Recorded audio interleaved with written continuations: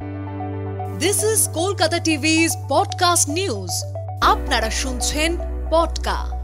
যাদবপুরের অশান্তির প্রতিবাদে ডাকা ছাত্র ধর্মঘটে সোমবার দিনভর তপ্ত থাকল রাজ্যের বিভিন্ন কলেজ। সকাল গড়িয়ে সন্ধ্যাতেও অশান্তি অব্যাহত। নতুন করে উত্তেজনাও দেখা যায় যাদবপুর বিশ্ববিদ্যালয় ক্যাম্পাসের 4 নম্বর গেটের সামনে মুখোমুখি এবিভিপি ও বাম পড়ুয়ারা। 4 নম্বর গেট ভেঙে ভেতরে প্রবেশের চেষ্টা করল এবিভিপি।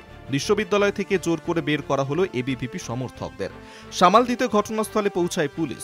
গত শনিবার যাদবপুর বিশ্ববিদ্যালয়ে হেনস্থার শিকার হন রাজ্যের শিক্ষামন্ত্রী ব্রাত্য বসু। সেই সময় আহত হন মন্ত্রী। অভিযোগ, এক পড়ুয়াকে চাপা দিয়েছে মন্ত্রীর গাড়ি।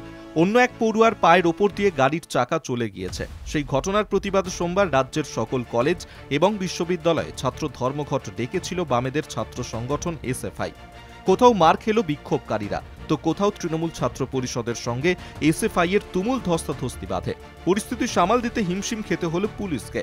এদিন সন্ধ্যায় নতুন করে উত্তেজনা ছড়ায় যাদবপুর বিশ্ববিদ্যালয় ক্যাম্পাসে। বিশ্ববিদ্যালয়ের 4 নম্বর গেটের সামনে এসএফআই এবং এবিভিপির মিছিলকে কেন্দ্র করে উত্তেজনা ছড়ায়। অভিযোগ, এসএফআই এর ধর্মঘটের পোস্টার ছেড়েন এবিভিপির সমর্থকরা। তা নিয়ে অশান্তি শুরু হয়। যাদবপুরের ঘটনার প্রতিবাদে শনিবার মিছিল পৌঁছায় বিশ্ববিদ্যালয়ে। অভিযোগ, এরপর কয়েকজন এবিভিপি সমর্থক বিশ্ববিদ্যালয়ের ভিতরে ঢুকে পড়েন।